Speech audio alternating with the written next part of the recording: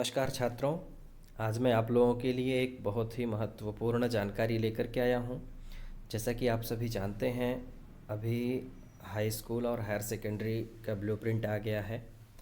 तो आज हम हाई स्कूल की बात करेंगे, कक्षा 10वीं संस्कृत सामान्यम की बात करेंगे। संस्कृत सामान्यम का न्यू ब्लूप्रिंट क्या है, कैसे प्रश्न आएंगे परीक्षा में, या किस प्रकार से हमें प्रश्नों को हल करना है, एकदम मैं पूरी जानकारी आप लोगों को दूंगा। तो चलिए हम पढ़ते हैं। सबसे पहले क्या लिखा है देखिए, हाई स्कूल सत्र 2020 और 21 के लिए ये ब्लूप्रिंट है। विषय है संस्कृत सामान्यम।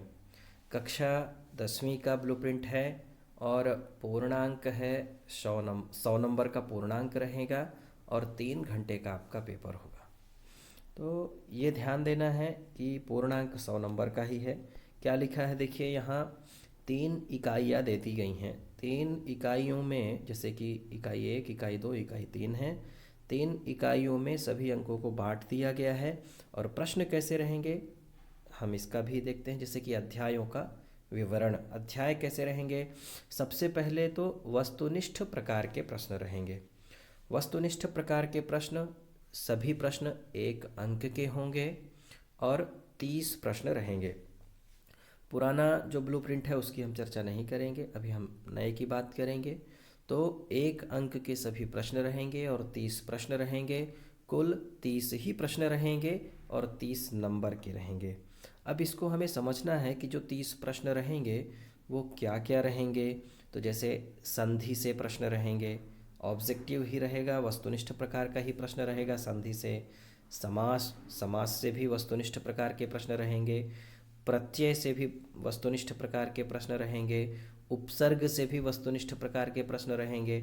अव्यय से भी ऑब्जेक्टिव प्रश्न रहेंगे। और पाठगत धातु रूप, यहाँ एक शब्द दिया गया है पाठगत। पाठगत जो धातु रूप हैं, जैसे आप पाठ जो पढ़ते हैं उस पाठ में जो धातु रूप आता है, पूछा जाता है कि जैसे कि अपठत लिखा है, अपठत में कौन सी धातु है, कौन सा लकार है, कौन सा पुरुष है और कौन सा वचन है। अगर पाठ के अंदर ये आया है तो ये ध्यान देना है, जो वस्तुनिष्ठ प्रकार का प्रश्न पूछा जाएगा उसमें पाठगत ही धातु रूप पूछे गए जाएंगे और पाठगत शब्द रूप पूछे जाएंगे। ये महत्वपूर्ण बिंदु है, इसे ध्यान रखना है। पाठगत धातु रूप पूछे जाएंगे और पाठगत शब्द रूप पूछे जाएंगे। पाठ के अंदर जो आए हैं वही पूछे जाएंगे। रिक्त स्थान भी जो आपके पाठ में आए हैं, आपके चैप्टर में रहते हैं, तो वो रिक्त स्थान भी ऑब्जेक्टिव रूप से पूछे जाएंगे। आपके ये जो वस्तुनिष्ठ प्रकार की जो इकाई है उसी में आएंगे। इसके बाद युग्म मेलनम। युग्म मेलनम का अर्थ है सही जोड़ी मिलाना। सही जोड़ी से संबंधित जो प्रश्न रहेंगे वो भी आपके वस्तुनिष्ठ प्रकार में ही आ जाएंगे, वो भी 30 नंबर के अंतर्गत ही आएंगे।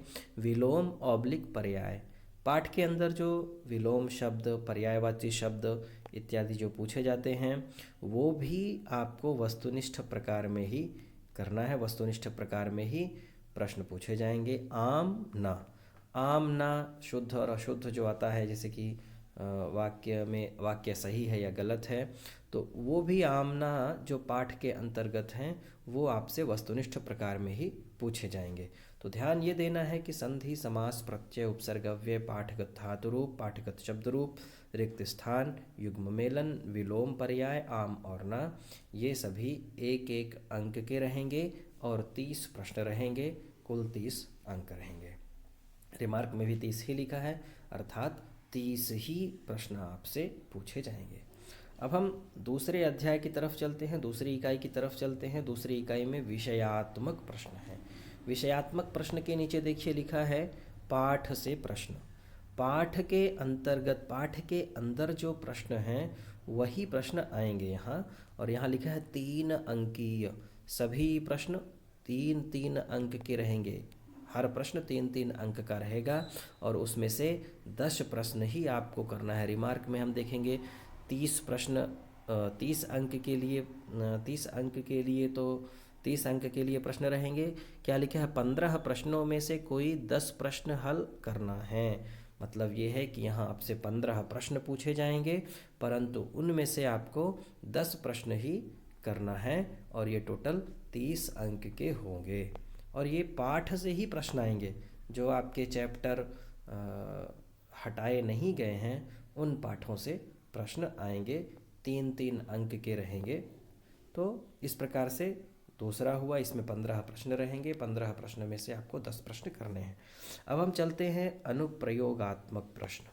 अनुप्रयोगात्मक प्रश्न कौन से हैं? समझ परक।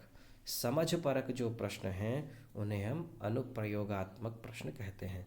समझ परक प्रश्न कौन से हैं? जैसे कि कहा पत्र लेखन। पत्र लेखन जो है वो समझ परक प्रश्न हैं। और जैसे कि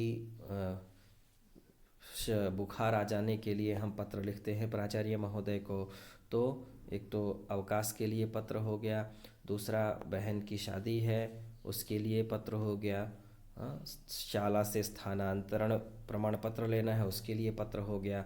तो ऐसे जो पत्र हैं ये सभी समझ परक पत्र हैं। तो समझ परक पत्र भी एक रहेगा और वो 4 अंक का रहेगा।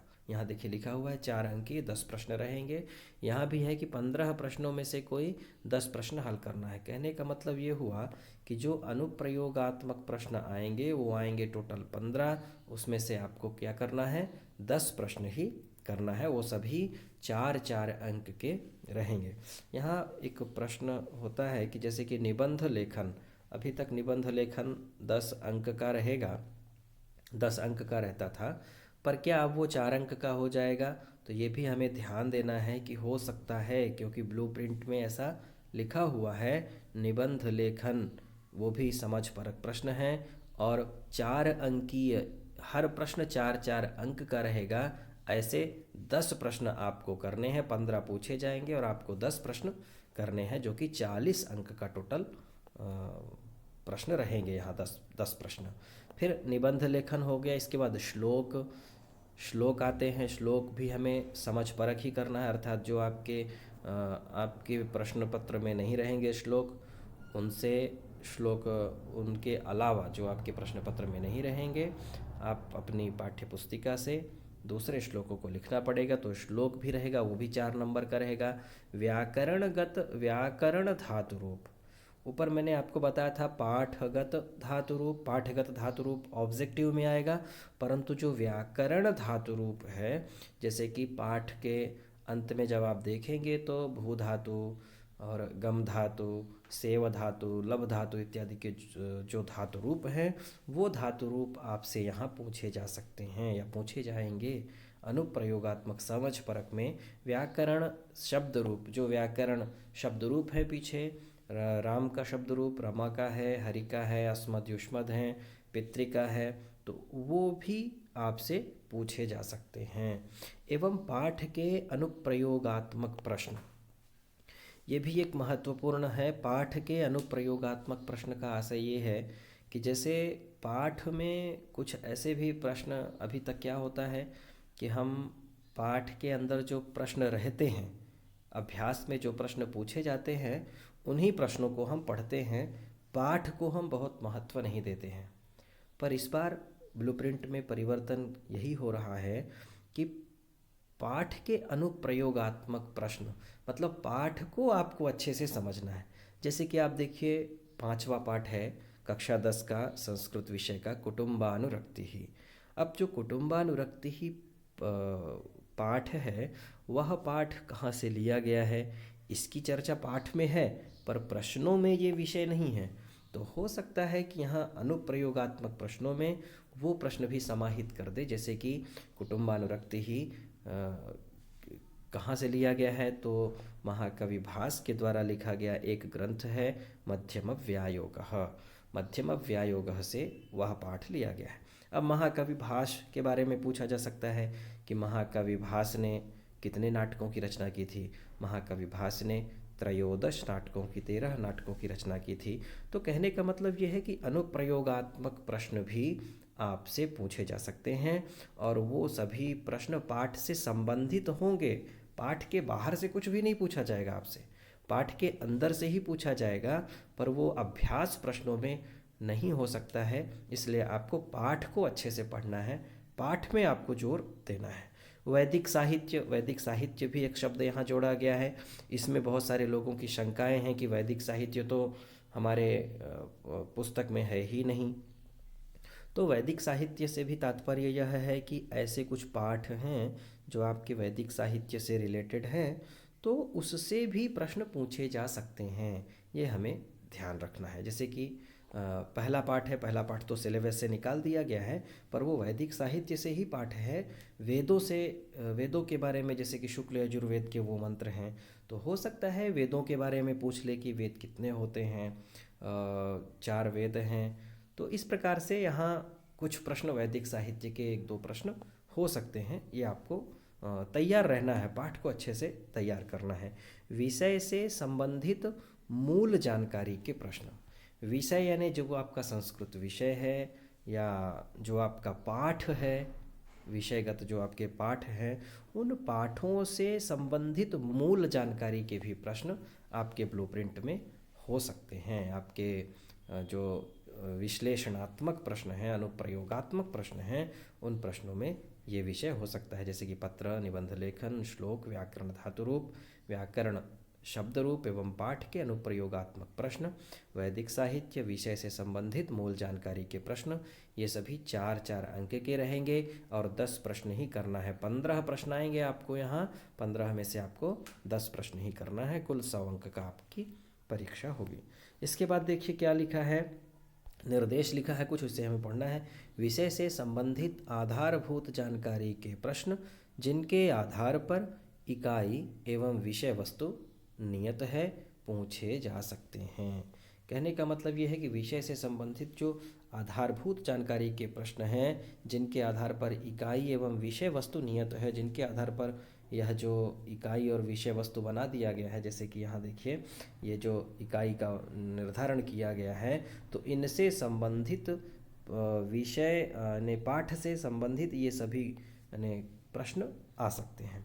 फिर दिया देखिए दूसरा है प्रश्नों के प्रकार कैसे रहेंगे, तो वस्तुनिष्ठ प्रश्न रहेंगे, ऑब्जेक्टिव 30% रहेंगे। वस्तुनिष्ठ प्रकार के प्रश्न 30% जो हमने ऊपर पढ़ा है, और 1-1 अंक के सभी रहेंगे।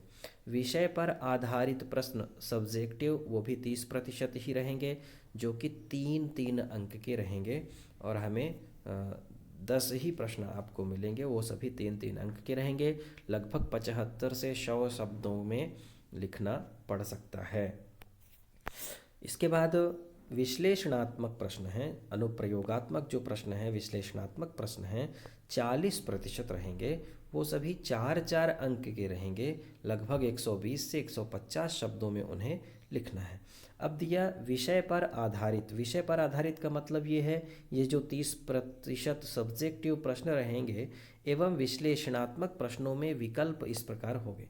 जो विश्लेषणात्मक प्रश्न 40% रहेगा, उसमें विकल्प कैसे होंगे, तो कह रहा है 5 प्रश्नों में से कोई 3 प्रश्न हल करना अनिवार्य है।